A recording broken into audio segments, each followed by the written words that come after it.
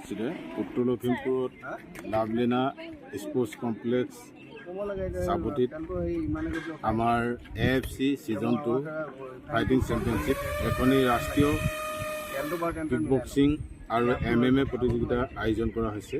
এই প্ৰতিযোগিতাখনিত ভাৰতবৰ্ষৰ প্ৰায় 9খন ৰাজ্যই অংশগ্ৰহণ কৰিলে MMA শাখাত, আৰু কিক বক্সিং শাখাত প্ৰায় 7খন ৰাজ্যই অংশগ্ৰহণ কৰিছে।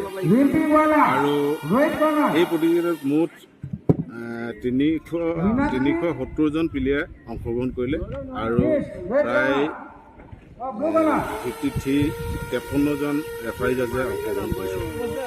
উত্তোলন কাৰ্যসূচী পতাকা উত্তোলন কৰে আমাৰ সন্মানীয় অৱসৰপ্ৰাপ্ত উপাধ্যক্ষ হামিদুৰ ৰহমান ডাঙৰীয়া আৰু অল আছাম কিক বক্সিং ফেডাৰেশ্যনৰ উপসভাপতি সন্দীপ ডাঙৰীয়া, all Assam Japan Shotokan karate এছ'চিয়েশ্যনৰ উপসভাপতি ৰাজুল আহান ডাঙৰীয়া, অল আছাম কিক বক্সিং ফেডাৰেশ্যনৰ ট্ৰেজাৰাৰ চিন্তু চুদ ডাঙৰীয়া আৰু আদৰণি সমিতিৰ উপাধ্যক্ষ মনোজ হাজৰিকা ডাঙৰীয়া আৰু all Assam mix martial art এছ'চিয়েশ্যনৰ টেকনিকেল ছেক্ৰেটাৰী হামিদ আশ্ৰফ ডাঙৰীয়া।